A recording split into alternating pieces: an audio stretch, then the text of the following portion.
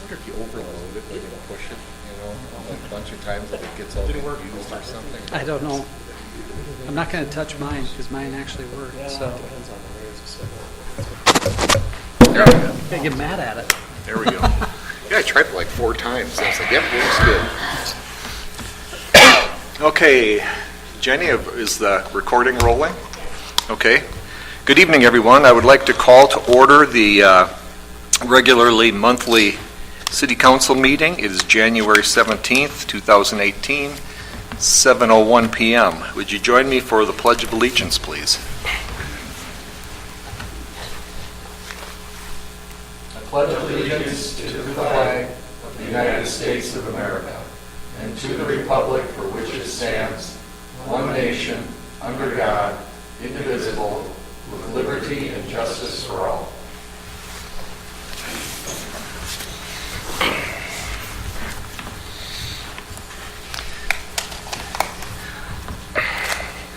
First item on the agenda this evening is the consent calendar, which are routine things that we have every month. We have the Planning and Zoning, Public Works, Park and Rec Directors, Spirit Manager, Pickle Factory Manager Report, Fire Chief, Personnel Updates, and Presentation of Claims. Are there any questions about that before we... Mr. Mayor, I'll move adoption. Okay, thank you. Second. Second by Johnson. Any discussion? All those in favor signify by saying aye. Aye. Opposed? Motion passes. Open forum. Is there anyone here this evening that would like to speak to a topic that is not on the agenda? Okay. Matt, you're looking up at the ceiling, so, okay. So I will close the open forum and we will move on to reports. And the first report is the City Administrator Clerk. Jenny, would you like to give us your report, please? Absolutely. Good evening, City Council. The first item I have for you tonight is an application for a raffle permit from the Nisswa PTO to hold a raffle at Grandview on April 14th. I'll make the motion to approve the application for raffle permit LG 220 from the Nisswa PTO. Second.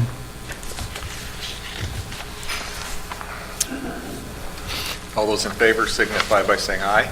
Aye. Opposed? Motion carries. Thank you. The second item for tonight is a letter of understanding between Teamsters Local 346 and the City of Nisswa. As the cover letter explains, they are just doing a merging of their health fund and how that is set up, and they're just looking for approval from the city to go ahead and make that transition. As Teamsters, our officers use Teamsters for their health insurance, so just more procedural than anything. Okay. Mr. Mayor, I'll make a motion that we accept the change as Okay. presented by the Teamsters. Motion by Ryan. That's just Is there a second? I'll second. Second by Kramer. Any discussion on that? And then this will get put into the contract, the updated. Would- Verbiage That for would all take place. the reference, yes. Okay, all those in favor signify by saying aye. aye. Aye. Opposed? Motion carries. The next item I have is from the League of Minnesota Cities. This is typically an annual election that cities make to not waive the monetary limits as we go through our annual insurance renewal for property liability. This is something that councils will do to ensure that we have the right coverage level in case we were to have a claim or a concern of some kind. Mr. Mayor, I move that the City Council does not waive the monetary limits on municipal tort liability as presented by the City Administrator and authorize the Mayor to sign. Second. Okay, second by Johnson. Any discussion? All those in favor signify by saying aye. Aye. Opposed? Motion carries. I do believe that's what the city has done as a standard in the past, just for the record. Great. The next item I have is a resolution to reinstate the local Board of Review and Equalization. Last year, with Crow Wing County being the ones to lead this process for us, or telling us that for 2018, that they would be taking this process over. If we would like to reinstate it and have the city be more of the guiding in the process, they requested a resolution. This is just the format that they've received in the past. They gave me a sample to say that we would like to do it going forward. So. Do you actually know, Jenny, what percentage of cities actually take this on, and how many just leave it up to the county in the county meeting? I don't know the percentage, but what I do know is typically the meetings are still held at City Hall. The one that we will have in April will still be here. The county will take a bit more of an active role in the process, but if the city were to still take it over, we'd still probably have a county representative here to answer the questions that the council or I may not know the details of. But it's just more of maybe being in good standing and saying that the city has the capability to do it, which is why I put that in front of you in case you'd like to kind of reinstate that. Mayor, it's still a local step between us and the county, because if we don't do something for an applicant that comes here, if we don't agree with them, they can still appeal it to the county. So it's an extra step that helps the citizen. I was just curious. It's something we owe the citizens. Mhm. I mean, it's part of our job.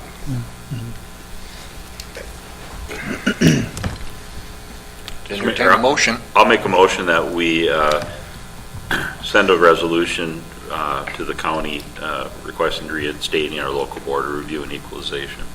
Second. So this means then for this year, they do it, and then next year we do it, right? Correct, yes. So I think that Mr. Mayor, for you not to make sure that somebody was here to run that meeting, for us to lose it, and for us to have the county do our work, whatever, but. Well, thanks once again this month for your complaint. Well, So let's vote. All those in favor signify by saying aye. Aye. Opposed? Motion carries. And by the way, you weren't at that meeting either, so. I was sick that day. I called in, and I would have came if I'd have known. It's your job to run the meetings, and if you're not going to be here to call him, you've never made one You of know them. what, Just forget Mr. it. Kraut Kramer, Just leave let's it. not get out of line at the meeting. I'm not getting out of line. You said continue to say something. I wasn't going to say anything. You continue. I think the citizens have a right for us to show up and listen if they think they're paying too much in taxes. So show up at the meeting. F.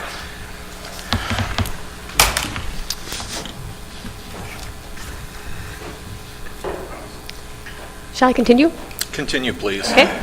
It's just a continuation of the pout from last month, so Well, we'll continue on. Let's just, Well, come I'm on. sorry, but it Fred, is what it is. Mr. Mayor, Let's move please. on. Let it go. Please. Everyone, just please. And to call them out and say then show up, Mr. Mayor, you weren't here either. So, That's what I'm saying. I mean, well, then why do you have but to I'm say being- then show up? Why do you have to? because I'm being accused of not Is it showing not, up. is it not your responsibility to run the meetings as mayor? We're moving on. Yeah, well, we're moving on. That's fine. Jenny, please. Okay, the next item I have is a resolution approving the county project within municipal corporate limits. As the letter I received from Crow Wing County states, there will be a project on County Road 18 next summer, and they wanted to inform us, make sure we knew of that, and then typical practice is to have a resolution approving and authorizing them to be doing the project within our limits. Question? Question? Why do we have to give our approval? I mean, to the project. They sent us a letter notifying they're working within the city and they want our approval on their project, and they say that they have sent us the plans. I certainly haven't seen any plans. I don't know if Public Works has seen any plans. Is anybody? That was a question that actually Don had brought up to Jenny too, and as to what it was, and we didn't really know. I would maybe ask Mr. Pearson. I presume it's just a protocol on the county's part to. Well, sometimes when the county does a project within the city limits, they do some, I'll call it add-ons, and they charge the city for it, and then if the city doesn't know about it, it's kind of a surprise. I'm just questioning legally, why do we have to sign this and say that we've seen the plans when we haven't seen the plans? I don't know if you can answer the question. And Don, I could dig it up here, but does it actually, when I read it, I don't remember if it said that we've seen the plans or if they're just saying Yeah, that. it says that they've provided the plans to us on the second page. As a county project, have been prepared and presented to the city of Nisswa, Yeah, is that what you're referring to? yeah. It's certainly something that we can table, and I can request more details if we'd like to have that. I'm sure they would provide that regardless, if we have any concerns about. It's probably benign, and they've done that before, and we've done it before. This is the first one I've seen, anyway. Sure. And I just want to make sure that we're Sure. not doing something we might be sorry for later on, Sure, absolutely. especially if we haven't seen the plans. Understand, yeah. Before we go that route, Tom, I have a question for you. They're going to be doing resurfacing between Twin Leaf Circle and County State Aid 4, and it looked like it's going to be including some culvert work as well. Have we had any problems with our portion of 18 as far as drainage and stuff, and would what they're claiming they're doing, is that going to create any other issues that you can think of? I wouldn't think so, but Nobody's contacted you? People that need complaints, I guess. Is anyone from the county, have you talked to Mr. Bray or anybody about this? Not many. Have they said anything? Okay, all right. So if we could, we could pull that, or we could just not vote on it. It might be worth having some information, more information, if the council feels it's necessary. I mean, I understand where you're coming from. Like I said, I actually kind of posed that question to Jenny too. Could we ask the county to, if we pull it or table it, could we ask the county to send us their plans to the next Public Works Committee meeting in February? They should be able to get it to us by then, or maybe they could come and show us what they're going to do. That'll give you a better idea than we could. Yeah. I mean, if it was just simply a notification that that they were going to be working within the city limits, that would be one thing. But it's a good point. If it's asking about plans or has plans and specifications in it, then we probably should have that. So I think that is a reasonable request. Mr. Mayor, I'll move that we table the request from William County for a resolution approving a county project within the municipal corporate limits as presented, and attach it and have it on at the next council meeting. I'll second that. Any further discussion? All those in favor signify by saying aye. Aye. Opposed? Motion to table carries. The last item I have tonight is a confirmation to decertify TIF District 1-1 for Nisswa Lakes Plaza. It's procedural as far as the TIF there we're not decertifying early or anything like that. I received notification from the county that this is kind of part of finalization and wrapping up of the TIF itself, and we just need a completion approval that it will be done. I would make that motion. I'll second. Any discussion on that item? All those in favor signify by saying aye. Aye. Opposed? Motion carries.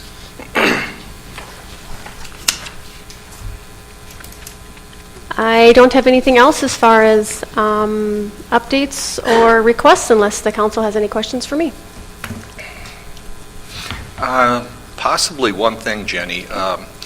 Before the meeting, I just touched base with Ann and Woody and about the comp plan and that. Do you have there was some talk about maybe the council and planning and zoning getting together to discuss that. They mentioned that they're working on something. Is there any just update as to what how that procedure is going Where things are at? to work out? Yeah. Yes, I actually had asked Councilmember Jacobson to provide an update since he was at the Planning Commission meeting. If you feel you'd like to do that now, you can. Otherwise, it is listed for his reports Okay. later, so. Yeah, we'll wait Okay. until that time then. Okay. Thank you.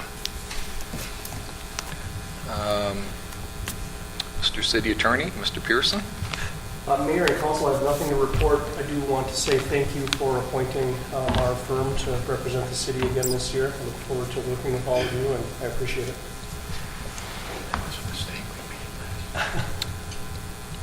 Appreciate all your hard work and counsel this last year. Been Thank you very, very much. very helpful. Thank you.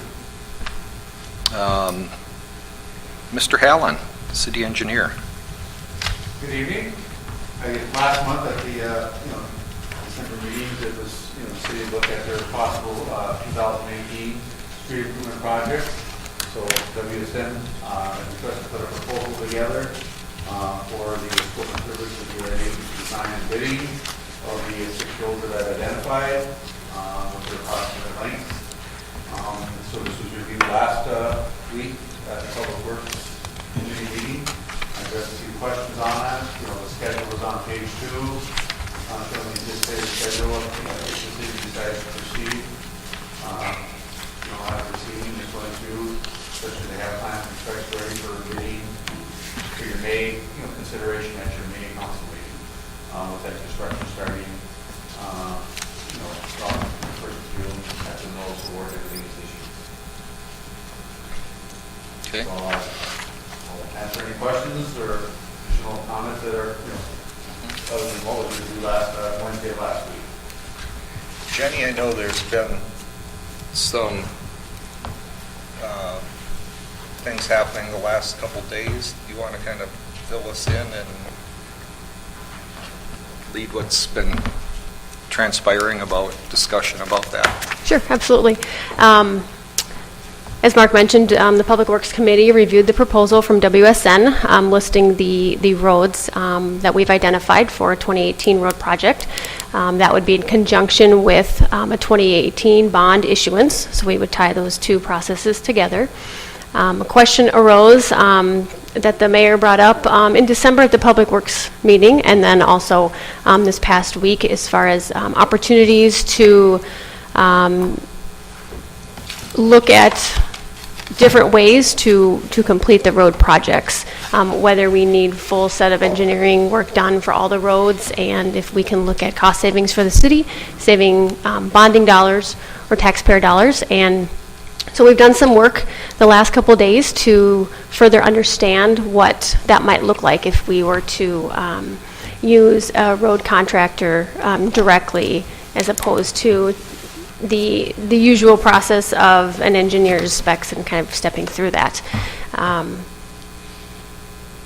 There's been a lot of education things we have learned this week, and really good opportunities on both sides. I can see merit to really either option. The challenge for me, as I expressed to a few council members, is ensuring that the council has the opportunity to vet the process as needed and not doing something last minute. I feel that's important because a lot of details weren't included in your packet as far as what a different option other than what we have in front of us might look like. So that was a concern. And also, from my perspective, a concern is timeline and timing. For me, the important piece is the bond and making sure that process is met. If we were to take a road or two or however many off of this list and look at doing it more in-house, that creates more work and more checklists for the city staff to make sure that we've got our ducks in a row. That's a consideration. From my perspective, if we were to look at this, there's opportunities potentially to save some dollars for this project, potentially more for the next bonding project, as Tom and I looked at what those next set of roads might be. There might be more of an opportunity there. My concern and thought would be if we wanted to try something like this, that we would take those roads out and look at those for a 2019 project. I feel that the timing, there's a lot happening right now lot of things, and a reality is I'm still very new and trying to process all of the new things that are still coming my way. Want to be realistic about the time involved and the things we have to make sure that we have on the up and up. So I'll start with that. I think it's certainly doable. Just wanting to make sure we're realistic about the expectations and how much and how fast we can move doing that. Have you had a chance to check with Heather? Have you heard back from her? Have you checked with any other just communities? I mean, in regards to the timing portion of it, and I mean, because we probably have a couple different options here, so maybe 3 different options tonight. Sure. So, do we have a little time to work with, or do we not have much time to work with? And because I certainly agree with you, I think this is something that was kind of spurred out of short notice because of the proposal that was coming to the table tonight. There was, I think, you yourself, the Public Works Director, and Councilman Ryan and Johnson learned some about the process yesterday, but because of quorum issues, it was not possible to look to invite the whole group. So, there is one option could be to maybe do some sort of a workshop or just line up another meeting if Councilman Kraut-Kramer and Jacobson wanted to vet the ideas with, say, Anderson Brothers. So Sure. A little from the timeline perspective, if we were to say table the proposal from WSN, the projects are still doable in 2018. What it means is that we're probably into a second phase as far as the bidding process and timeline. Ideally, we'd want to be some of the first projects that get onto the radars of the contractors. We'll probably get better pricing, better scheduling and all of that. So that is possible. I talked to Mark and asked him about that. As far as that goes, it's not ideal. I think that if we can, to the best that we can, get this information out to the contractors as soon as possible in the spring, I think that just, bodes better for the city as far as, getting these projects done. And we can certainly look at if we want to focus on a couple of the specifics and approve the rest for WSN, and then pull those off and try to talk about some of those some more and see what that looks like. That's a potential as well. I did ask Heather from PFM the question about if full engineering specs are required from a bonding perspective, just to cover that base, and she said no, they're not, based on the statute requirements. So there's no issue there from her perspective. Okay. Councilman Johnson and Ryan, do you guys have any feedback from your meeting? Go ahead, Gary. It was a good meeting. It was informative. I think we all learned a little something. The gentlemen from Anderson Brothers were they had a lot of good information. I think what we left with is the one question I asked them, or I don't remember if I asked them, but I certainly had thought of it, was why they did it and why they provided that service. And I thought the answer they provided to that was really good. What they were running into is when they were bidding projects, it oftentimes wasn't an apples to apples bid. One contractor would bid it based on one set of specs, someone else would bid it on another set of specs, and so they thought by providing the service, by providing the specs, then it's an equal footing. Everybody's bidding on the same thing. So it's a nice service that they provide. What I struggle with again, and what Jenny talked about, is just the timing aspect of it. We do need to kind of keep things moving along here so that we get those bids in, we get the bonding in place. We did talk about 2 roads that potentially would be a good match for this, and maybe we could pursue their services on. And now I don't remember, it was the north end of Lower Cullen And then was the other Highland? No, the other one was Nisswa Lake Lane, yeah. So we did discuss the possibility of maybe trying it on those two. The other projects are a little bit more complicated, and we felt engineering services would be needed on those. I agree. The bid was good and it was informative. My concern is exactly that Jenny shared, is keeping this process moving. And some of the other cities that have used Anderson Brothers and have been referred in the past, and they gave us a list, they do things a little differently than we do. They don't bond for their streets, they add it to their levy. So they're looking at, like this year, for example, they're looking at 2019 streets to be done. So Anderson Brothers has an opportunity to go out there and look at them when it's not as it is now. They would have to wait to look at our roads if we wanted to have them do these two. They're going to have to wait till the snow melts and the ditches are clear so they can see what they're actually dealing with here. So from that perspective, it's a time delay. But my main concern, other than timing, is the lack of surveying.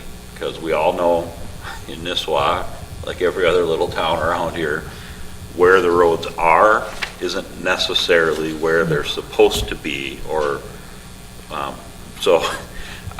and it's not a huge issue for most people. But my concern is if we go ahead and do some road like a Highland Avenue, for example, and we put the road just where it's supposed to be, and somebody wants to sell their property only to find out our road is on their property and it's not supposed to be, and it ends up killing a deal on a sale or other problems down the road that Tom could probably address better than I. Do we want to fix those problems? And that's where surveys come in. Now, Anderson Brothers did say that if they run into logistical issues like swamp or infrastructure that needs to be extended, or they do some boring and they find a problem that needs to be engineered, they're not going to do it. They're going to say, you need to engineer this project. Of course, then we're back to the time issue. So if that were to happen, the two roads we discussed, Tom feels confident that those roads would be a good test subject for this type of a deal. So if Tom feels comfortable with it, I'm comfortable with it. But again, we're back to the time issue. As far as cost savings on these particular roads, we discussed this. Myself and Councilman Krautkramer were able to discuss it before the meeting with Mark and Tom, and the cost savings right now isn't that great. I mean, it's really not. When you factor in having to hire somebody to oversee the project and watch them work, which they themselves, Anderson Brothers, suggested was critical for the city to make sure you have somebody out there, you're looking at probably about $800 to $1,000 approximately. Those people tend to get about $100 an hour is what we're kind of finding per street. So about $1,000 a street. So, our savings isn't that great, but it gives us a look at how the process goes. Again, if Tom's comfortable with it, Jenny's comfortable, that's fine with me. But the bonding process, I think we need to move forward on. And I wouldn't suggest we table this tonight. I suggest we move forward in one fashion or another, either with the whole thing or if we subtract those two roads, if that's what everyone's comfortable with. So that's where I'm at. Okay, thank you. Anything else? Jenny? Not from me at this time. Okay, just didn't know if you had any responses or any thoughts to that. Mayor, Yes, Tom? I'd move that the City Council accept the proposal for engineering services for the 2018 Nisswa street improvements from WSN as outlined in their letter to the city dated January 10, 2018. I'll second for discussion. Okay. Seconded by Johnson. Discussion? So in your motion, you were not removing those two roads? No, I was thinking if you want to consider that, let's take a little time and look at it and see if there's some other little project that we can look at maybe in the fall or something like that, and not rush into it because we have a time constraint right now.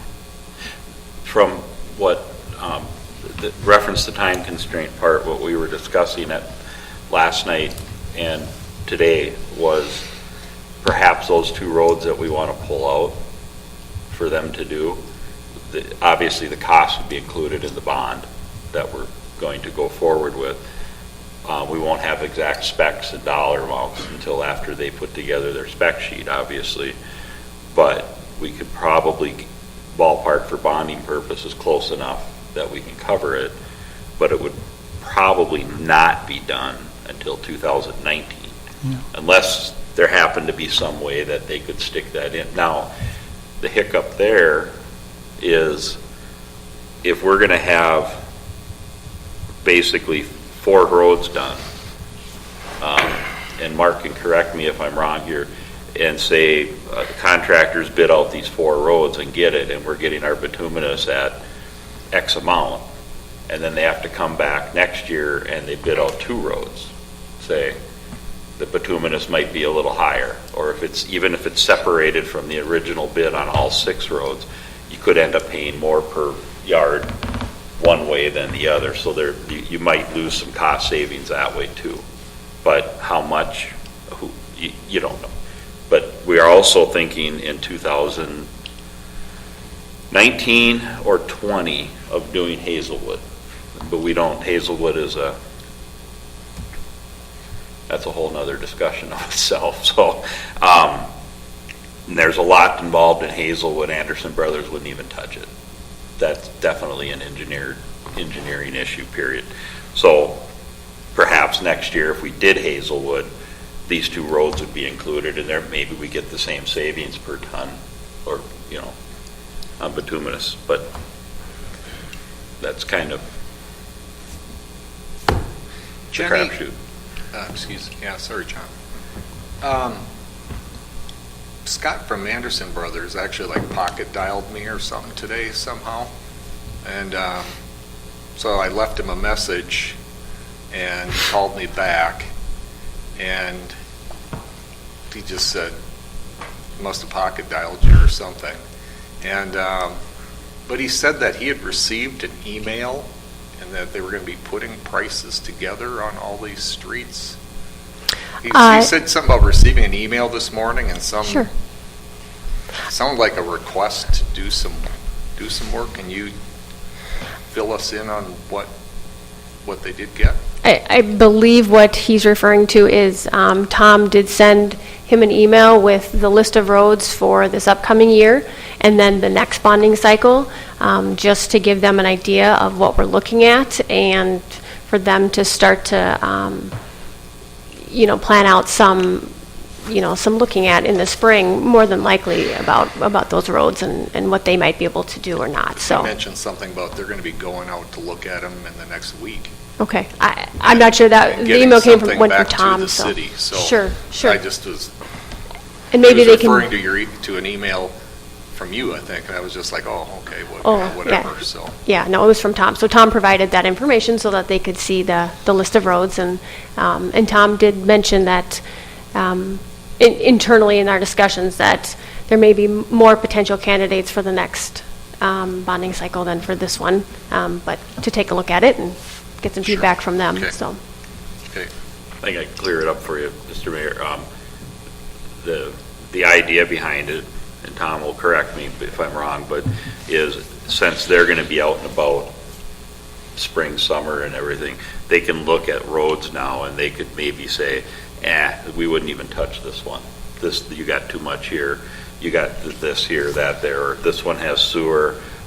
What's your deal with this? Are you going to extend it or not? That, just so they have an idea. It wasn't to put actual prices together for us or spec out. So maybe you guys want to clarify that with them.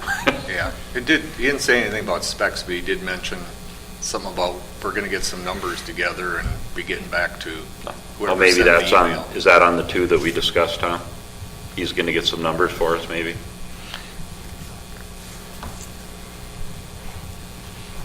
I'm not looking to draw it out, I'm just trying to No, understand ju- well, what's going, What I did is happening. I highlighted the two roads that we Okay. talked about in this first bond cycle. Then I also highlighted some roads in the next bond cycle that I thought would be good candidates for that type of a process where we don't use a lot of engineering for it. And I sent that to them so they could see it, like you said, and give us some ideas. I wasn't expecting anything back from them till, like Jenny said, springtime. I just wanted them to be aware of what we were looking at. So Okay, great. he hasn't responded to me in any way, so I don't know what he's thinking yet at this Sure. point. So, Yeah, okay, yeah, thank you.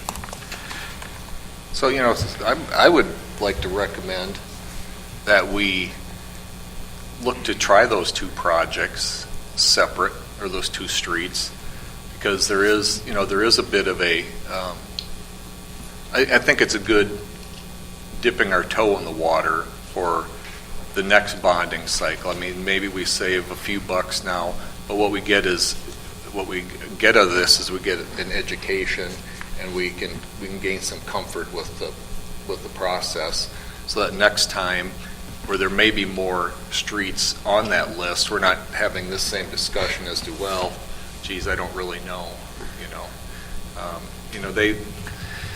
Anderson Brothers indicated that, they've done streets like this in Pequot Lakes, Baxter, Brainerd, and numerous other communities. So it's not like this is a new process. It's not like it's not tried and proven. It's just new to us. So for us and our purposes and our education, I would really like to see us give that a try. And it's really, whether those two streets happen this year or they happen next year, I think the experience and the knowledge gained is certainly worth the city looking at. That's my take. Anybody else? I don't, after talking with John and about the meeting yesterday and talking today, I definitely got some of my questions answered. I'm still wrestling with the fact where I get mostly hung up on is a surveying. That we could, I know we looked at Highland, and Highland has some definite issues down in the end where it wraps around. And obviously that's one we wouldn't do, but there's, there are roads that have issues.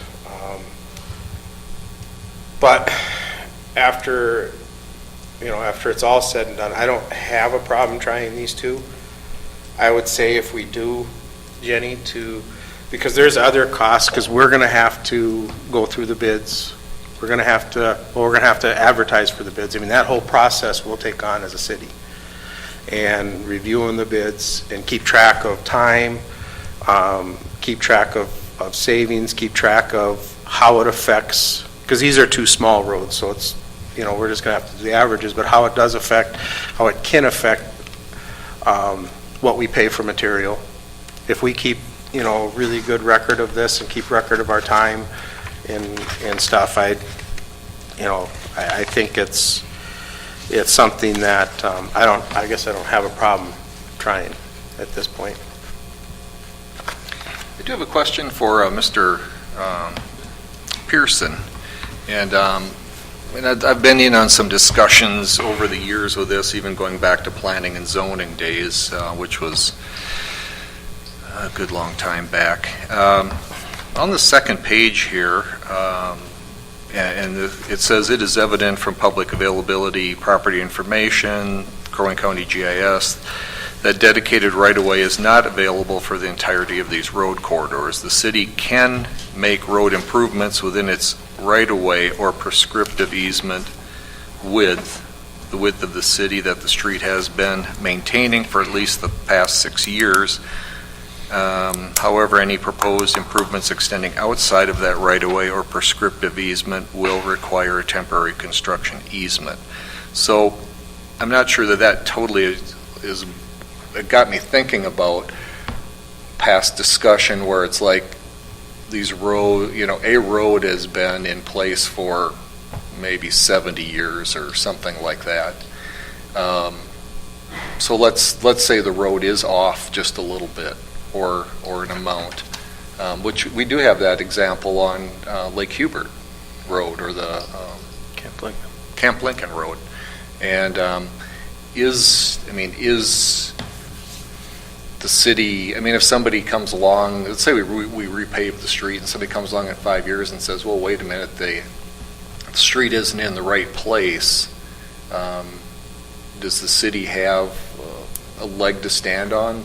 Is legally saying, well, it's been here for 70 years and so it is what it is? Or what's our legal position if that's ever questioned? Most of the time, the answer is yes, or more than most of the time, there are situations where roads can be end up being out of where they're platted.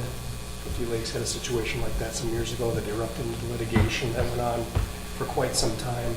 But it's the difference between, Torrens property or registered property versus abstract property. So generally, you're not going to run into those sorts of situations.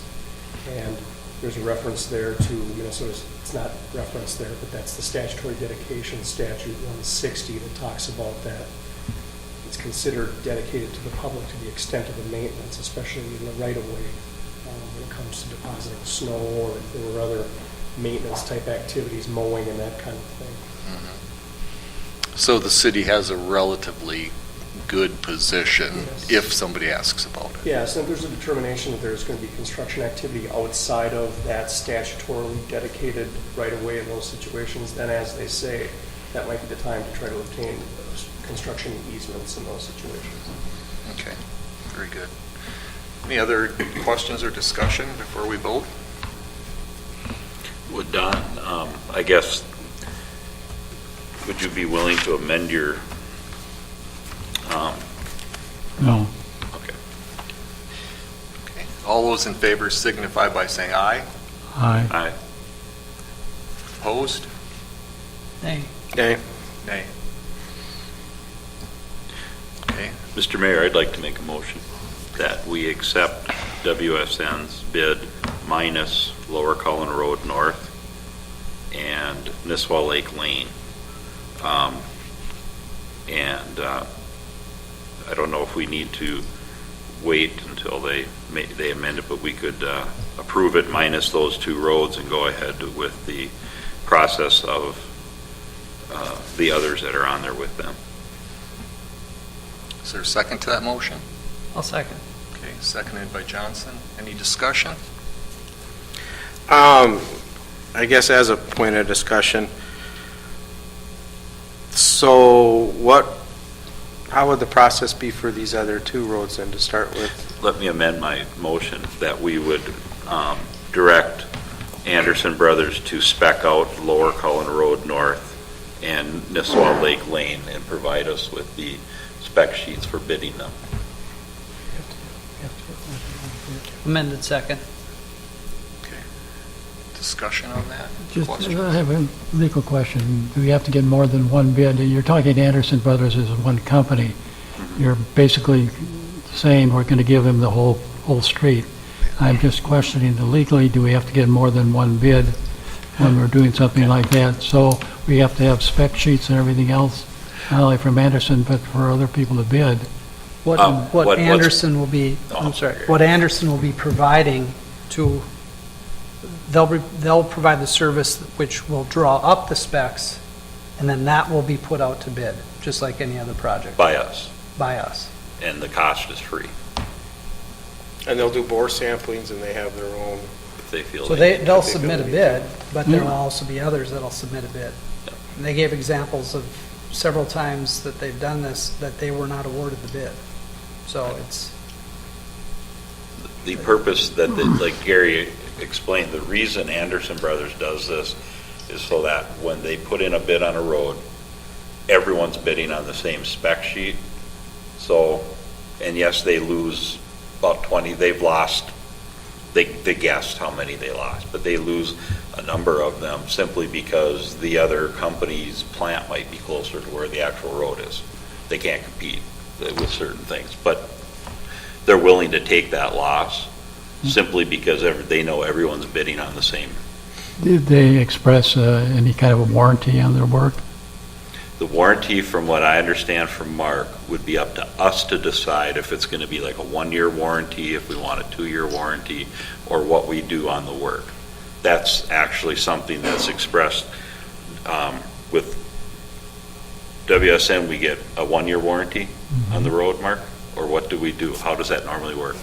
The default is a 1-year warranty. As I expressed, our project we did with the city of Brainerd last year, they desired a 2-year warranty, so we structure your contract, bid documents for whatever warranty period the city or municipality wishes. So, I say whether, So that would be up to us then it's up to you to decide. what we wanted in that bid, Be part of the specs, really. spec sheet. Yeah. So we could add a 2-year warranty or just go with the default 1-year warranty. But it's my understanding we don't have to ask for multiple bids unless the project or whatever is going to cost us a certain dollar amount. 50,000. Specking it out is costing us nothing. So if I could interject a little bit, Don, something that my original thought was a few days back, before there was some discussion about time frame and that, was to look to table this so that all of us could have an opportunity to have a discussion and learn more about this. Because of quorum issues and so on, that wasn't possible.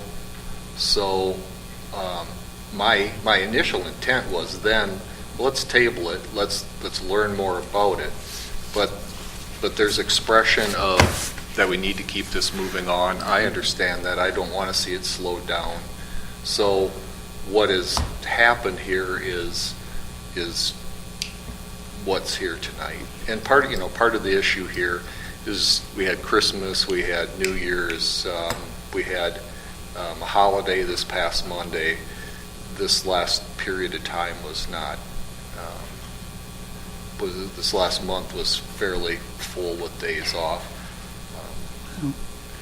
And there was one other thing I wanted to point out with this is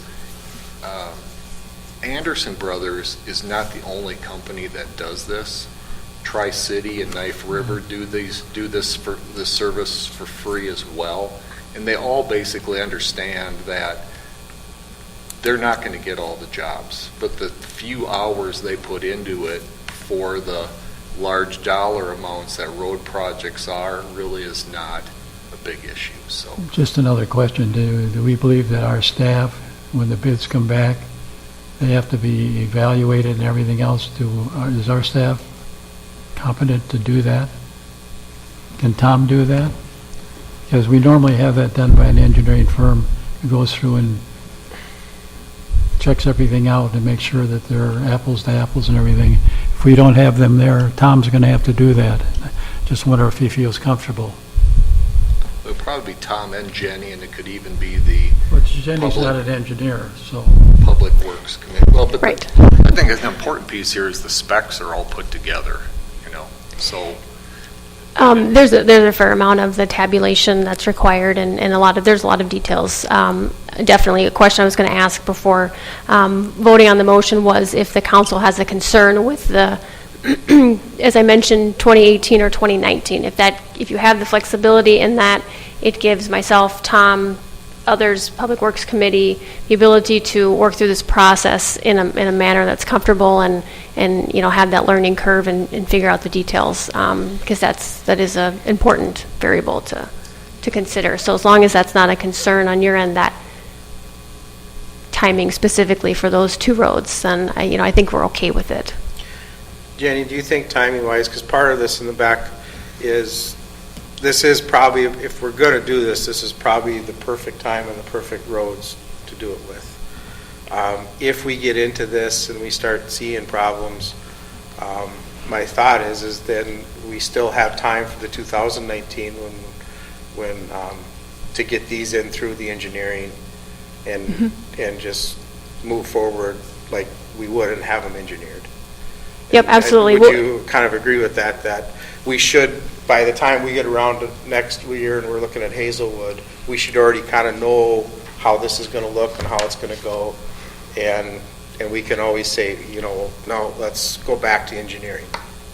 Yes, absolutely. And from the bonding perspective, we'll have 3 years to get our projects done if we have extra or, needing to work in other roads and kind of come up with any other options. We have time to do that, so. Okay. Yep. Good question. That's a good question. Hearing no further questions, all those in favor signify by saying aye. Aye. Aye. Opposed? No. Okay. Motion passes.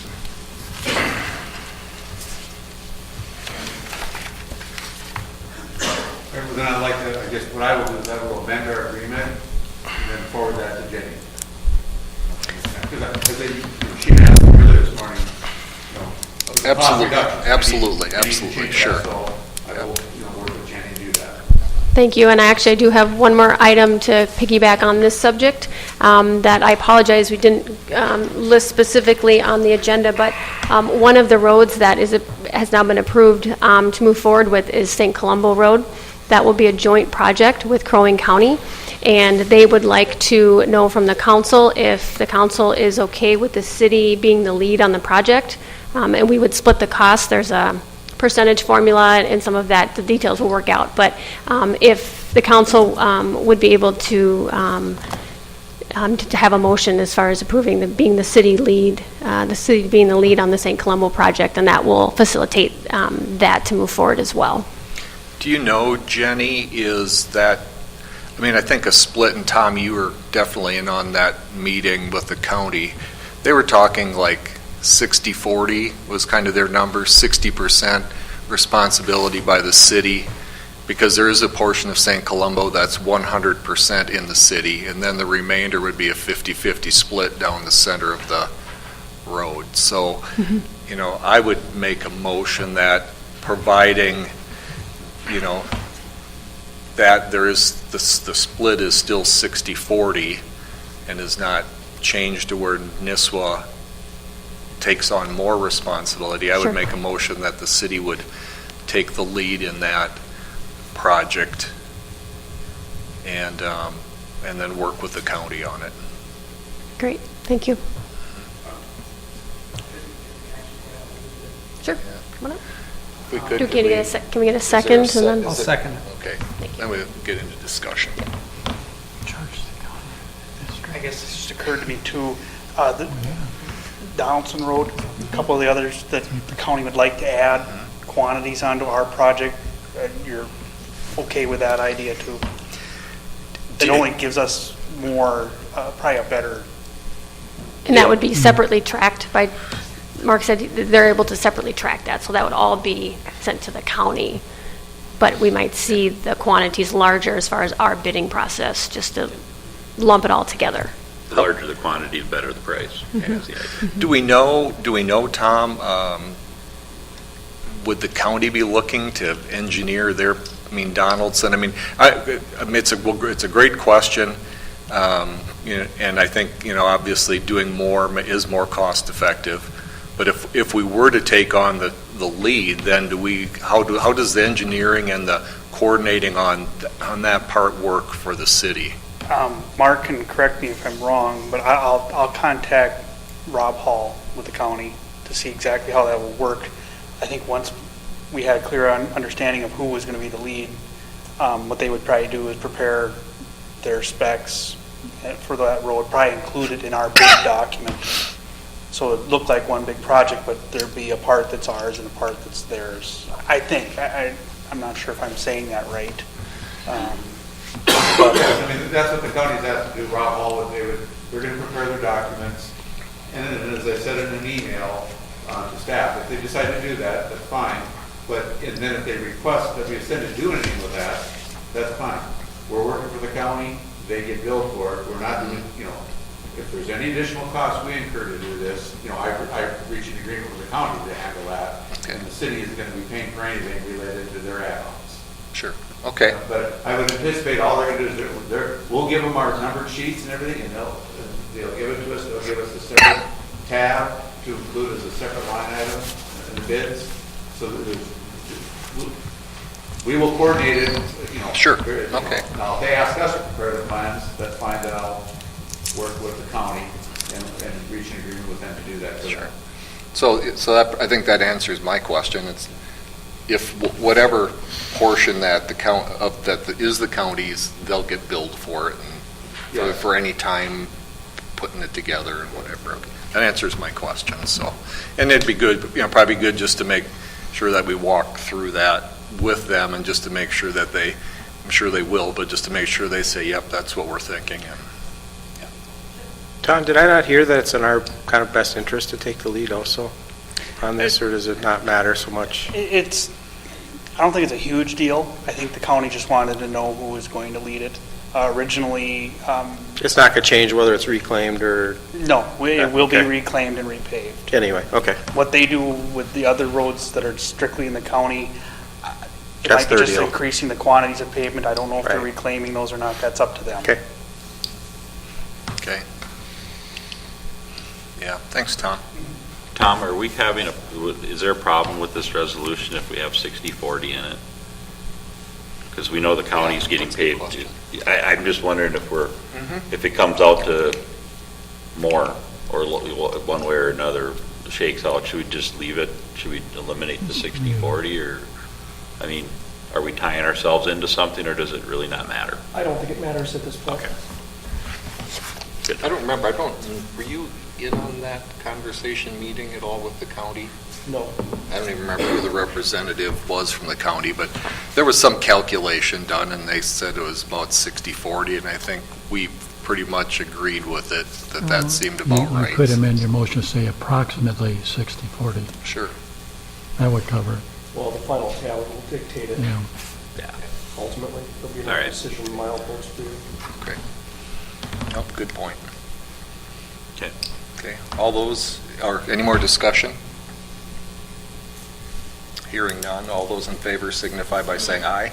Aye. Opposed? Motion carries. Anything else, Mark?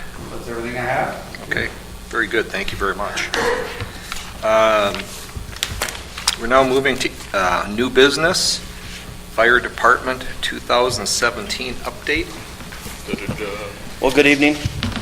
We'll give you December's numbers. So Sean, if you would, I mean, we know who you are, but just for the record, for the recording. All right.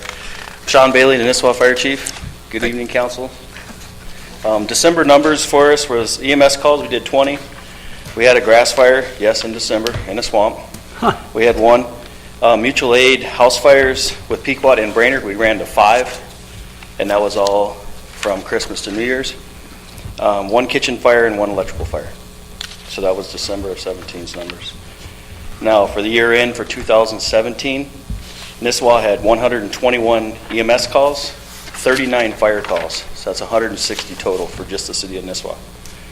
Lake Edward did 45 EMS calls, 21 fires. That's a total of 66 fires, 66 total calls.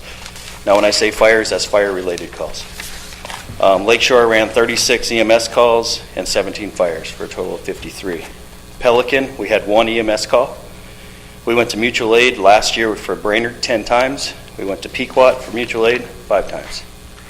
So that was a total of 294 calls we ran last year. How do you guys fit Ryan? that all in a year? Yeah, it's a lot. Mr. Ryan pointed out tonight before the meeting, if you look at our reports, it shows our average response time is about 5 minutes. I think for a paid-on-call fire department, that's pretty good. It's Think excellent. about it. Really good. It's pretty good. Yeah, it's excellent. So, any other questions for me? Just one question. Are you up to strength? For a question? Or do you No, want to I mean, wrestle? Depends on how you look at the question. I think manpower. Oh, up Manpower. We're running right now, we're running at 19. Yeah. Yeah, I would say we're 5 short. 5 stars, yeah. Okay. We do have a couple of prospects out there. We just hired one new one. people don't want to volunteer. It's sad. It's coming to that portion in our life. People's time with their family is a lot more important than a volunteer fire department or a paid-on-call fire department. Yeah. We're holding strong where we're at. We do have 19 good, strong workers with us, and I feel we have a wonderful staff, and it's working well. So, and I do plan this next year, you guys will see my face a little bit more because there are a few projects I need your help with and approval getting done. So that's where I'm at. And I'd like to say, Sean, I think your first, has it been a year now, police or Yes, fire it's chief? been 1 year. So 1 year, I would like to just say, I think you're doing a wonderful job with the fire department. From everything that I've heard, congratulations on that appointment.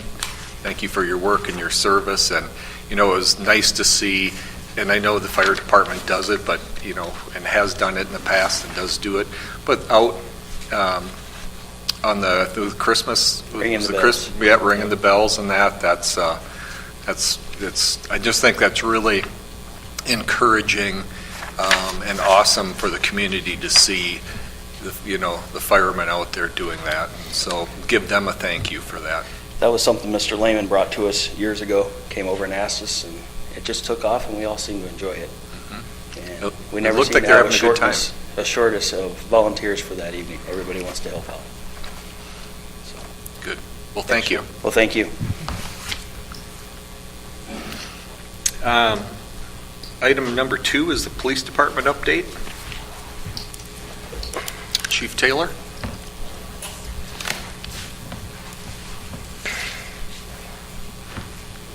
Good afternoon or evening.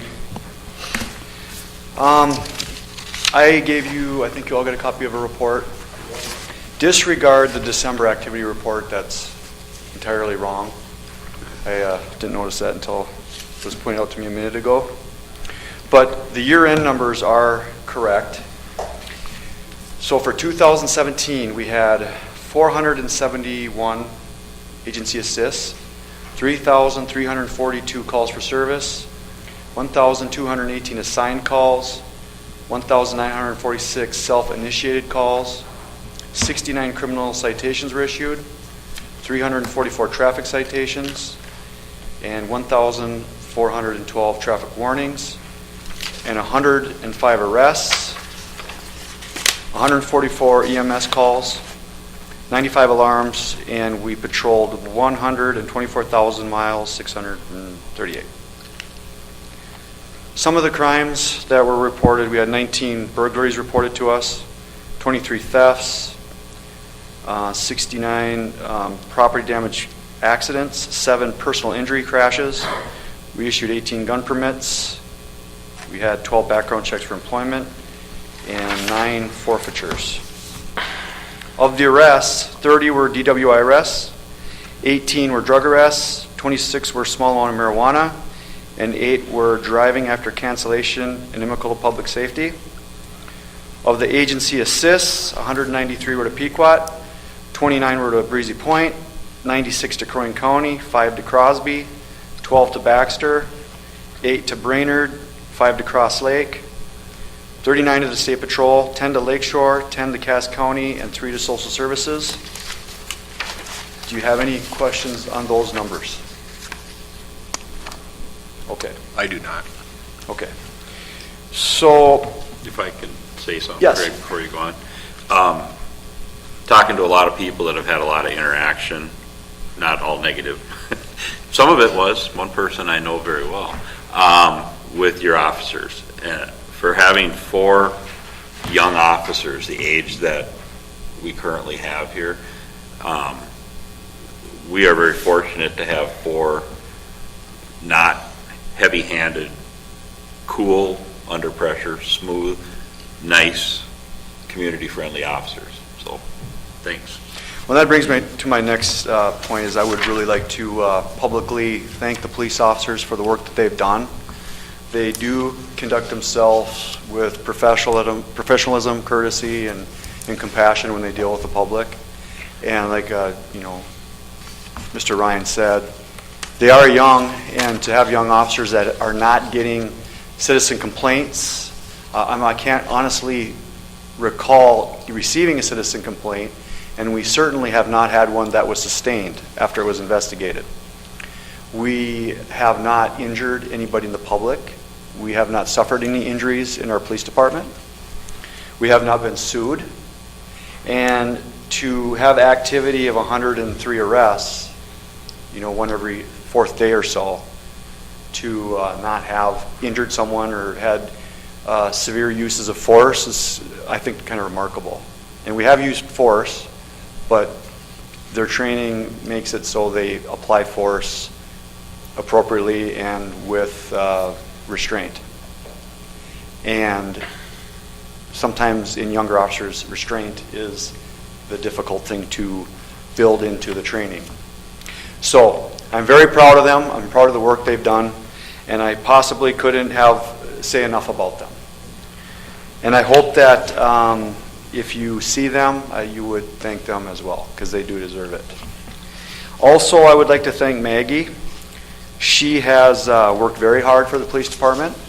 Some of the tasks that she does for us are not, they're not pretty, they're boring, they're tedious, but they're very important, and she has done them without complaint, and she does them with efficiency, and again, I can't say enough for the work she's done for us. She has made our job, the whole department, much easier. So thank you, Maggie. Can we move to the next item? Yeah, there are no other questions? Over the last several years, video evidence for case prosecution, even for liability purposes, has become more and more important.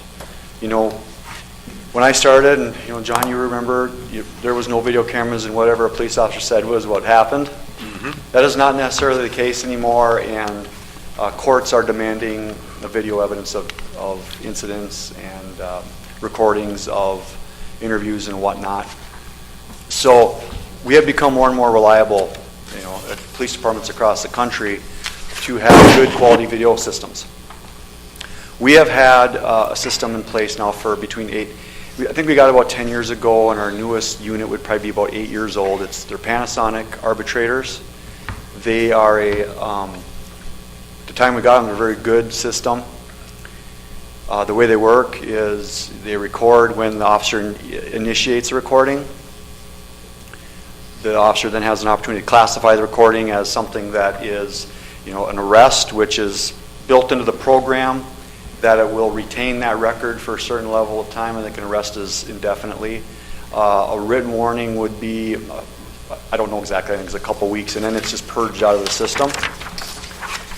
And it's been a system that's worked well, but as technology has progressed and the cameras have aged, our quality of video that we're capturing is not the best.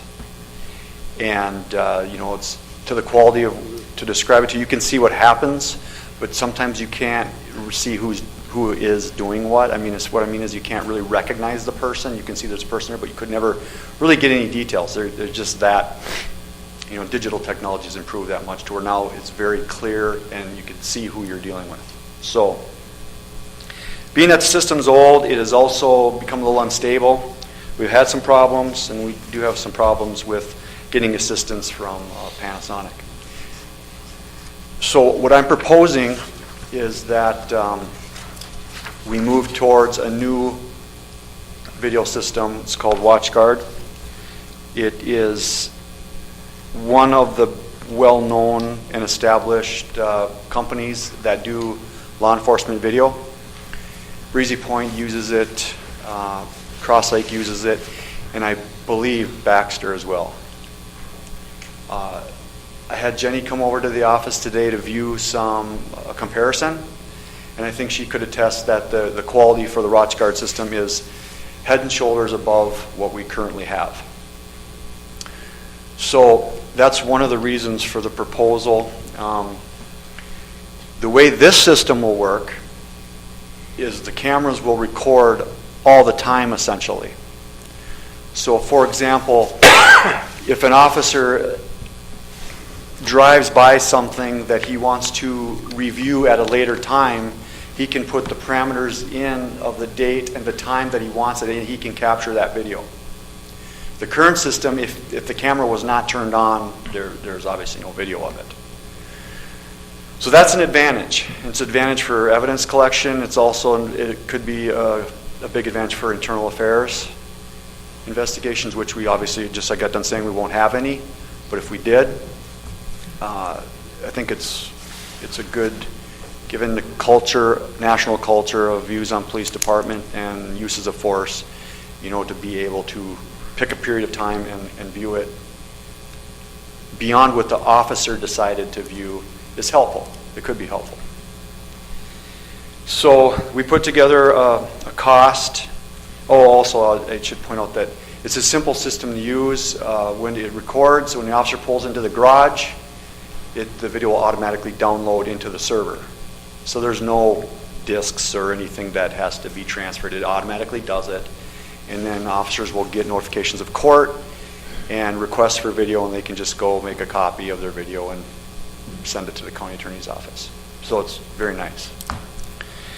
As we got into the discussion a little deeper, I originally proposed 5 of the cars. I would amend that to include all 6, due to the fact that it's probably good policy to have all the cars rigged the same, to have the same level of accountability for everybody. And in addition, you don't necessarily know who's going to be driving which car, so if an officer was to switch vehicles, it would be nice that all the vehicles are equipped with a camera.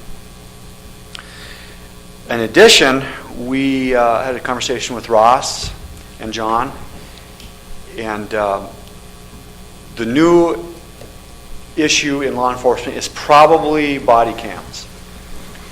I have differing feelings on them. I see the good and the bad in them. But in reality, it's probably something that is going to be the standard, as in-dash squad cameras are now. When they first came out, they're very rare, and now everybody has them. You can't probably get a DUI prosecuted if you didn't have video of it at this time. So it's probably going to be the same thing with body cams. So I'm proposing that we also purchase 6 body cams with the WatchGuard system. Now, WatchGuard makes their own body cameras, so it's compatible with the squad car video.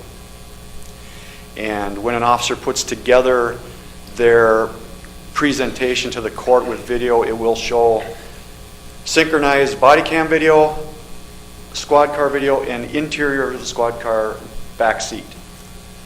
So they will all be together, and virtually every aspect of the officer's contact would be, nothing's 100%, but there will be very clear video that we could possibly hope for. So it has a cost associated with it. You do get what you pay for, and the money that I'm requesting that is used to pay for the system is not coming out of the budget. It would come out of the police department investments. There's plenty of money to do this, and I think that fund is there for this type of thing. So it will ease the burden on the taxpayer, and it will upgrade the entire video system for the city. So the price you have in here is currently for just the 5 cars? Yeah. Is that correct? I will give you, how things go. The prices are, you got to include rigging costs. They got to be installed. So everything's not always 100% cut and dried. So if I give you a number, I don't want you to think it's going to be exactly that number. It could be a little less, it could be a little more, but a round number would be $50,000 to do the entire department. Question I have, Craig, with that, it kind of comes up, I think, I don't know if it was in Minneapolis or where it was, or it could have been anywhere. It doesn't really matter. But with the body cams, you kind of spoke about it, but I wasn't quite sure. Are the body cams, when do they turn on and off? Does the officer actually manually do that? You're saying the car is automated, but how about the body cam? How would that work? I'm going to be honest with you on this. They are new. I've never used one, and I can't give you a definitive 100% answer. But My understanding of it, from looking at the policy that Cross Lake utilizes, and they're using the WatchGuard body cams, is that they are controllable by the officer. Reason being that a car is not going to be in a very personal space that you don't want. If you're reading between the lines of what I'm saying, a police officer doesn't want everything he's doing throughout the day to be recorded. And I think that would make sense to everyone. And so the officer does have some discretion on what is and is not recorded. Now, I've reviewed policy. We have to adopt the policy before we can even use them. And we're also going to have a public hearing before we can use them. So it's very likely if we agree to do this today and we make the order, we won't be using, we'll have the cameras well before we even use them because the policy needs to be adopted and we need to have a public hearing. There's also an auditing system that needs to be done, and nobody exactly knows how that's going to work because it is so new. But my understanding is it's possible maybe another police department can come and audit our videos, and in return we could do theirs. Maybe even possible, some people are interpreting the way the rule is written, that maybe Jenny could even do it. And all it does is kind of got to monitor who's viewing the video. So we wouldn't want a video captured of something where every officer is viewing it 4 or 5 times. And, so that's got to be restricted. And also, we also need to know how often we're providing that to the public, if at all, ever. So the policy I'm reading is pretty in-depth. It's clear once you read it, but it covers a lot of things that you really don't think of, and that's where you really need to sit and think about what it is that you're trying to do with a body cam and what it can do and what the officers should and should not be doing with them. Because you are going to run into a lot of situations that I think we'd all agree that you don't want recorded. If you're having a medical at your house and you're ill, you don't want probably a video of that. So we have to determine and train on when we're going to use them and when we're not. So to answer your question, I gave you a really long answer. I think there's more controls over the body cam than the cars because of the personal nature of them. No, that was actually really helpful, especially with the fact that there's... And that's why there's a probably no process to go video through. of that incident that happened in Minneapolis, if you're referring to that. And there's also provisions in the policy that, officers will be turning... There's a lot of shall language in it, not a lot of may language. It's mostly very determinative that it's going to be a shall. Unless there's an articulable reason why an officer wouldn't reasonably be expected to turn the camera on. If they were attacked unexpectedly, you wouldn't expect there to be video of it, and we wouldn't hold them accountable for that in that situation.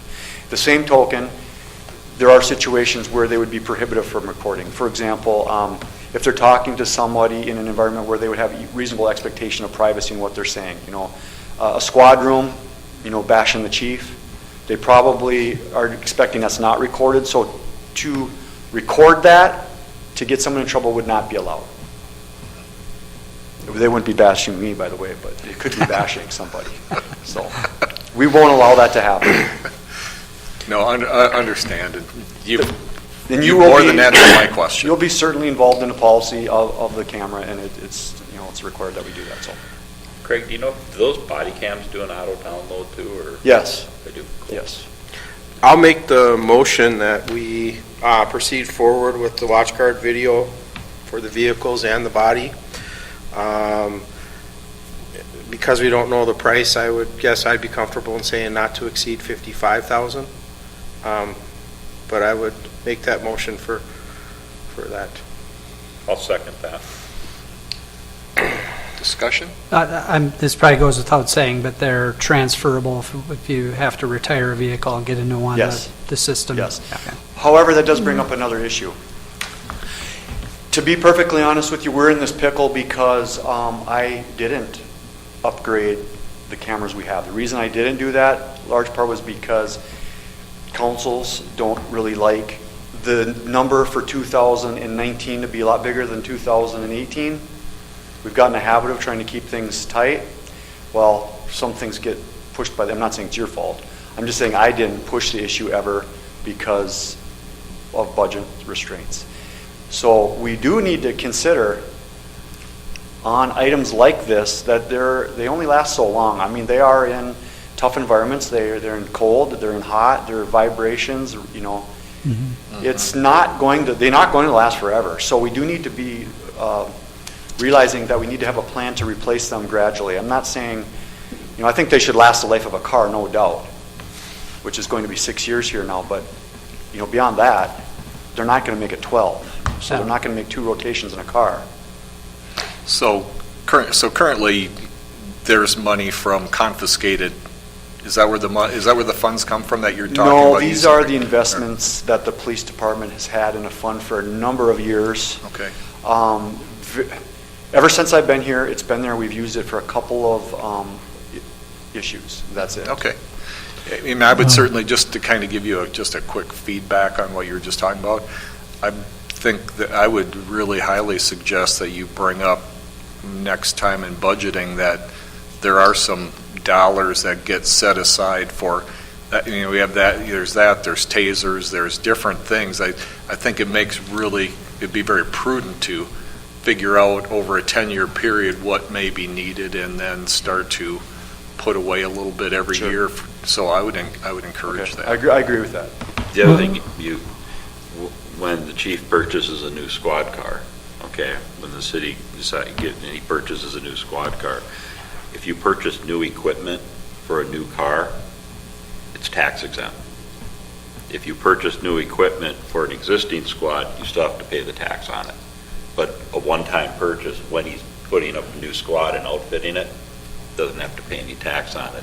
And it doesn't sound like much, but believe me, when you add up the cost of all the equipment, you can save a lot that way. So, Like anything that's electronic on computers and everything else, there are usually software upgrades that come along. And do you have any money in here for software upgrades over the life of a unit? No, this system is going to be built from the ground up, so it is going to be their WatchGuard server. And I believe it's a 12 terabyte server. That's huge, right? Yeah, and I think computer, I don't know, but I was told it's big. And that's something that we probably will need to look at doing, but for now, we're going to have them come in and build the system, and then when they're here, they'll actually visit the police department. You know, I'll ask them what the recommendations are for service plans and, you know, warranties, all that. So, is that kind of what you're asking me?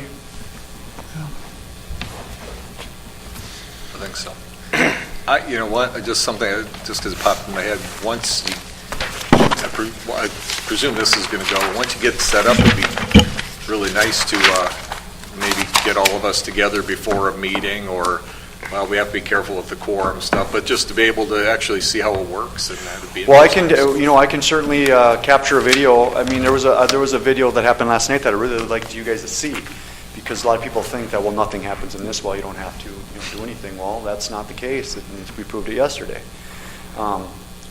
So I can always put together a video for you at some point so you can see what a pursuit looks like, or a use of force incident, or a tense incident. So an arrest set's not really a cooperative person, so you can see what we have to put up with. That'd be helpful. Yeah. Okay, any further discussion on this? All those in favor signify by saying aye. Aye. Opposed? Motion carries. I appreciate the support. Thank you. Thank you, Craig.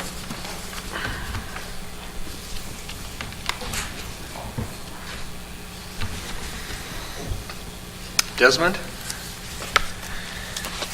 Good evening, Mayor, members of the council.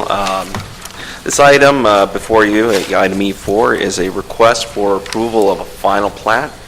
The subject final plat encompasses 1.73 acres. It is, the applicant is proposing 8 lots, which will come in the form of 4 duplex units. And the project has a 1.39 acre open space. As you may note, this is a little unusual in that there was 2 recommendations provided by the Planning Commission.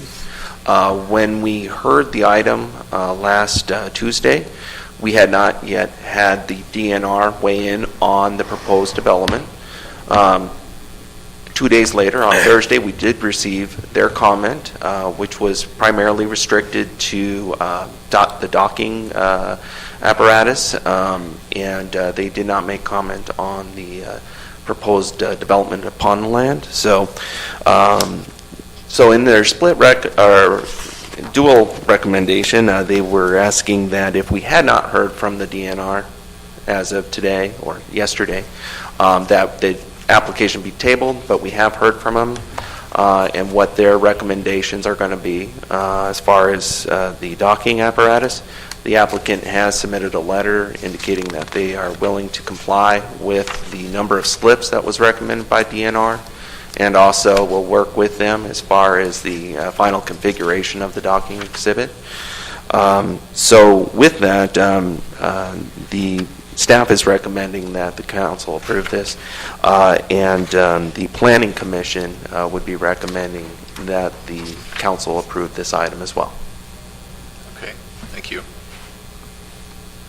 Mr. Mayor, I'll move the approval of the request from the Planning Commission for resort final plat for commonly known as Good Old Days Resort First Edition, and insert the legal at that point, subject to the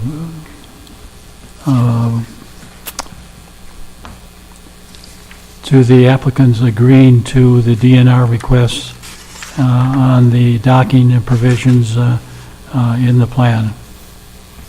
I'll second. Second by Ryan. Any discussion? All those in favor signify by saying aye. Aye. Opposed? Motion carries. Thank you. The next item before you is item E5, which is a request for a meets and bounds lot subdivision. The subject property is approximately 1,500 square feet. The applicant is proposing to split it into 2 separate parcels. The subject site is right on Main Street and Nisswa Avenue at the southwest corner. This will be the future site of the, currently it's the post office, but it is also the future restaurant and suite building that is currently being constructed. The subject lots meet the size criteria of the zoning ordinance and also the minimum lot frontage requirements. Planning Commission has recommended approval of the subject item. Is there a motion? I'll move the City Council agrees with the recommendation from the Planning Commission on a meets and bounds subdivision applicant 045-17 for the Robert Johnson property in downtown Nisswa as presented. I'll second. Second by Crow Kramer. Question I have, Desmond, and it's not necessarily a big deal, but so they're looking to split that piece of property into 2 pieces, or? Correct. They are proposing to have the post office on a single parcel, and of course then the new building on another one. And it was a condition of approval of the Planning Commission when they initially came through with their proposal for the building, just in case the lease ran up or that they could move the property separate to the proposed development. Okay, thank you. That answers my question. Okay, thank you. Any other questions? All those in favor signify by saying aye. Aye.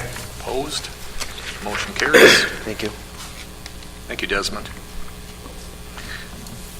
On the agenda tonight, we have no old business. Mr. Chair, or Yes. Mr. Mayor, I don't know if this is the proper point to insert this, but when we went to Sunday Liquor last year, I thought that we said that after the first of the year, we'd take a look at it again, consider how sales went, what the expenses were. Wondering if we could, at our next council meeting, have a report back from the liquor committee as to a recommendation as to whether we should continue Sunday sales or stop them, or whatever the recommendation is on that issue. I think that's a good idea. Yeah. Yeah, let's add that. Absolutely. I No, have no. had brief conversations with Brian about how he's feeling about everything, seeing how the holidays, played out for him. But yes, we could bring something forward next month. Okay. Thank you for that. Council reports. Mayor, proclamation commemorating the City of Nisswa School Choice Week. I have a copy of that here, and this is something I think that is an annual proclamation, and it is whereas all the children in Nisswa should have access to the highest quality education possible. The City of Nisswa recognizes the important role that an effective education plays in preparing all students in the City of Nisswa to be successful adults. Quality education critically important to the economic vitality of the City of Nisswa, and the City of Nisswa is home to a multitude of excellent education options from which parents can choose for their children.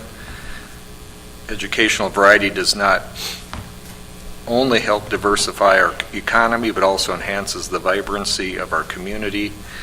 Our area has many high-quality teaching professionals who are committed to educating our children.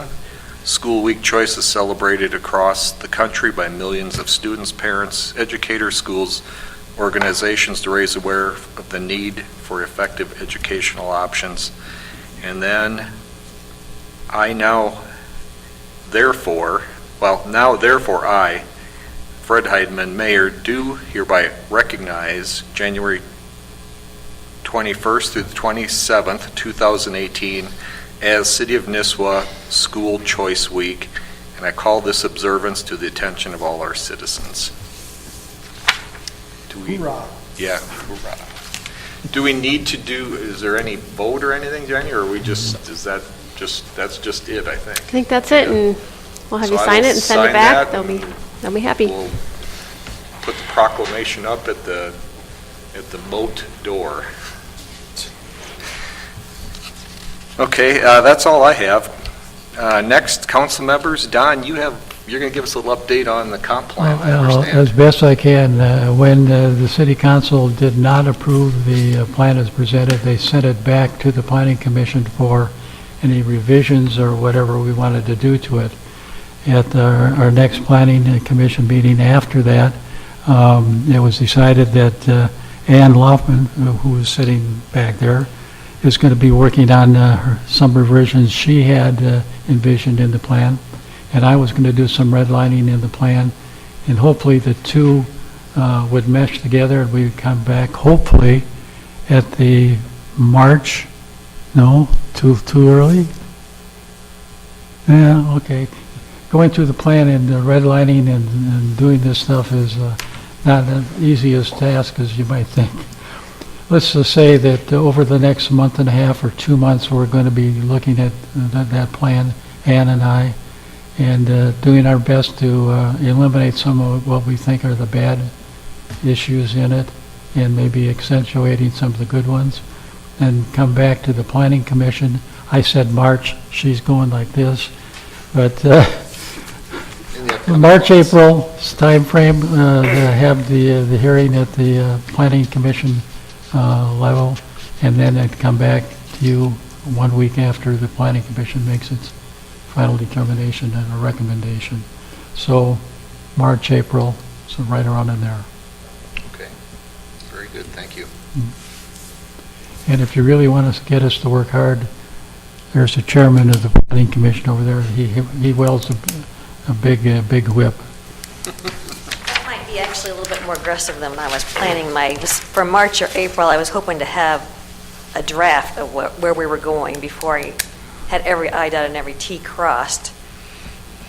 There's no reason to do that if it's not the direction that the planning commission. And incidentally, I forgot something here.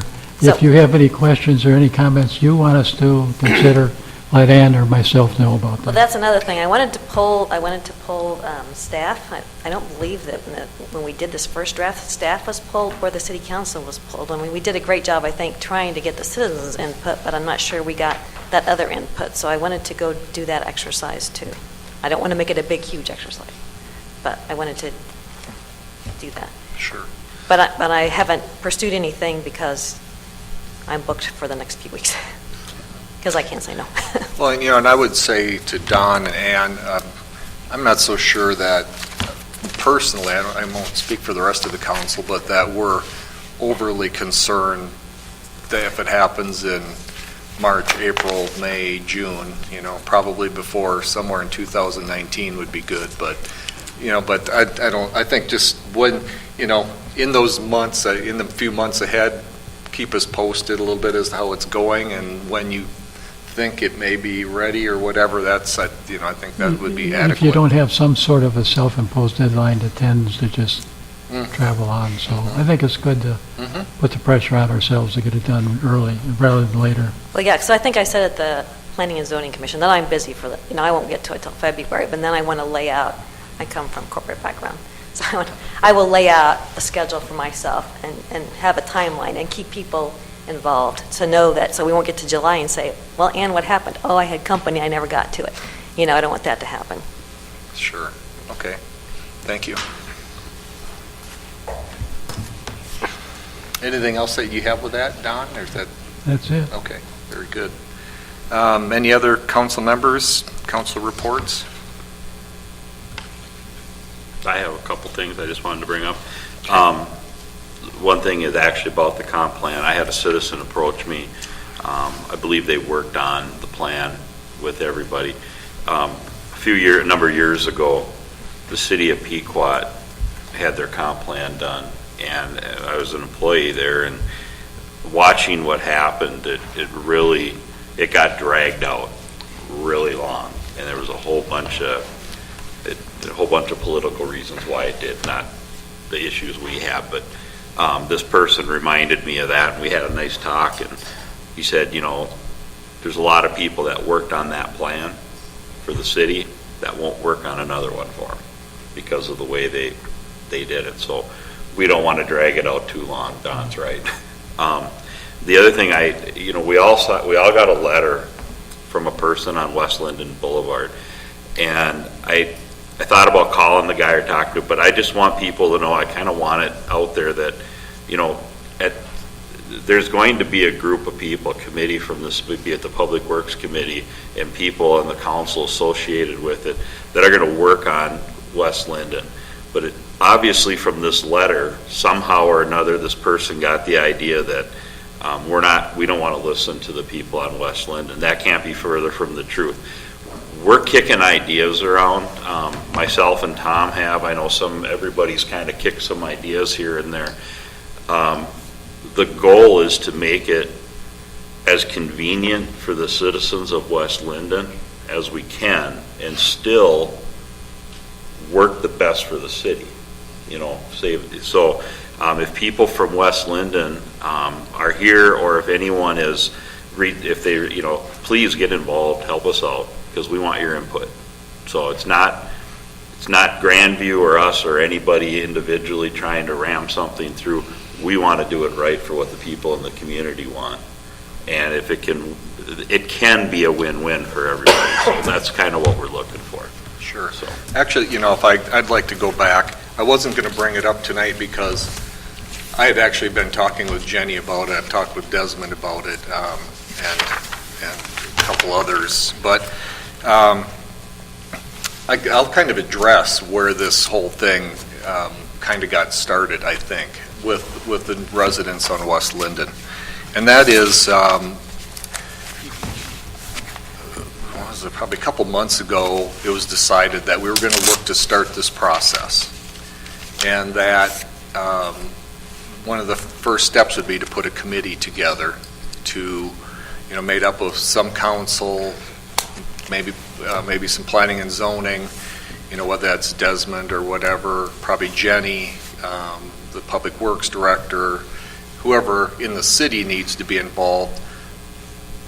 Probably a couple residents from the Linden neighborhood and so on. We are talking about getting, matter of fact, we're looking to schedule a meeting with Jenny, Tom, and I to look at, probably next week, how we want to shape this committee, and then start to put it together. A week ago, then I had heard, I think that Tom Farrell had expressed at a planning and zoning meeting that he would have interest in being a representative. So last week, I talked with him on the phone. I called him up, I talked with him, and I just said that I'd heard that he had interest, and that I asked him if he would reach out to the residents on West Linden and see if they were comfortable with him being that representative. He said he would do that. Yesterday, or maybe 2 days ago, my phone and my email lit up like a Christmas tree. I probably spent 7 hours on the phone with residents. I've answered a box full of emails, and it appears that at least a couple of the residents thought that tonight we were going to decide a final decision on what's going to happen ultimately with West Linden and the street through Grandview, and that tonight it was going to be decided and it was going to be done. And I'm investigating that to find out how that exactly maybe happened. I don't know if I'll get to the bottom of it or not, but yesterday I spent probably 2/3 of my day and evening talking with residents, emailing residents, and what I've been informing them is, first of all, there was not anything on the agenda tonight to even discuss that neighborhood and streets and so on. That we hadn't put the committee together yet to even start talking about it, but that would be happening in the very near future. And also, I mean, there was a lot of things, but just the highlights were, even if a month or so from now there was some wild change and the city said, oh, we're going to do something this year, there really isn't even timing to do the engineering, the planning, the changing the road, and get bids. 2018 is not even possible. And then lastly, our current 5-year road plan doesn't have it on it. So unless something would change, which there is certainly always a possibility that something could change in the 5 years, but right now it's not even on our 5-year road plan. So what we're looking to do is to get this committee put together, have discussions, learn what we can, and look to come up with a direction so that over the next months to few years, however it might work out, the city has provided a direction. We can get engineering done. We can do whatever we need to do to prepare for it in the future. So that is where I understand it to be. With what I know from the plan, what Jenny shared. So I think there was certainly a big reaction the last couple days, but I think it's I think a lot of people now have a much better understanding. I shared this with Jenny as well, and something that I've done just so the council knows is the email replies that I've done back to people. Some of them I have copied to Jenny. So I mean, Jenny has those. She knows what their concern was. She has my response to it. If anybody has interest in those, please get a hold of her. She can forward those on to you if you want to see what that looks like. I would do that, just send them out to the council, but that's not something we're supposed to do. So Jenny does have some of those if you'd like to see them. And then I also just had told, and I've been very involved with this group for the last year, because there was with the Grandview things and that, they have contacted me many times, and I told them that if they would send me their group email, that I would look to keep them updated as to how this committee process is coming along and how things are moving forward. That we are considering the possibility of being able to or considering the possibility of recording those meetings and maybe being able to put them on our website so that citizens who are not here can pull them up and listen to them as well. One big concern that comes up with the residents in that neighborhood is, why is it always done in the wintertime? Why is it not done when we're here?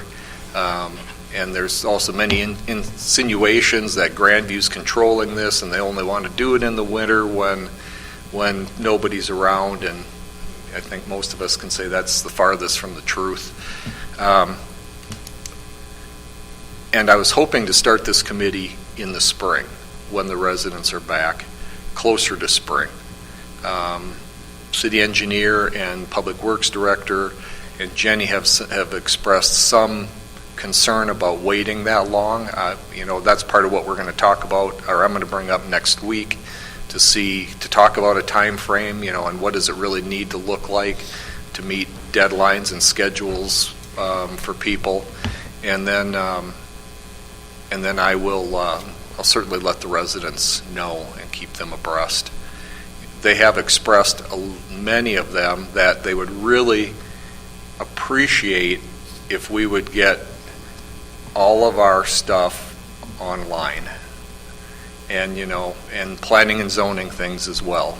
And I explained to them, in your case, Desmond, how busy you've been with all of the things happening in town, and they're like, well, I haven't seen any postings lately, and and I explained to them kind of the situation, and so a lot of this is communication and keeping people posted because they're concerned. And many of our seasonal residents obviously live way too far away to even think about being able to make winter meetings. So there's an update, and I probably really should have brought that up earlier. I think that kind of brings everybody up to speed. If there's any questions about it, ask Jenny. If you have questions about something I'm doing, please ask me. And that's all I have. Anyone else? Okay. One last item. We have an announcement tonight.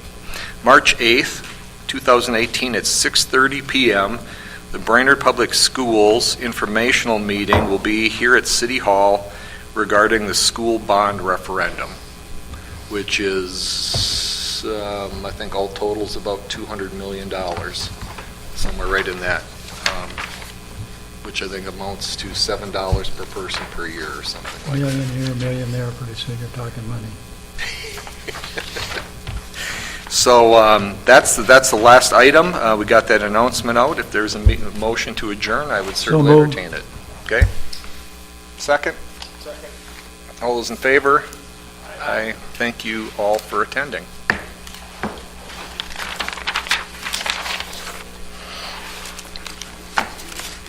Jenny, I feel guilty every time I go home. Is there some place we can just start a collection of these so you don't have to buy oodles and oodles of them? There's a book you can buy, and it's about office called It's entitled Office Wars, Weapons of Destruction. Oh, yeah. You see like great catapults in the building, right? You can make for everything. We used to have wars. I could shoot a wad of spitball all the way across our, just saying. Jenny, if you... Okay.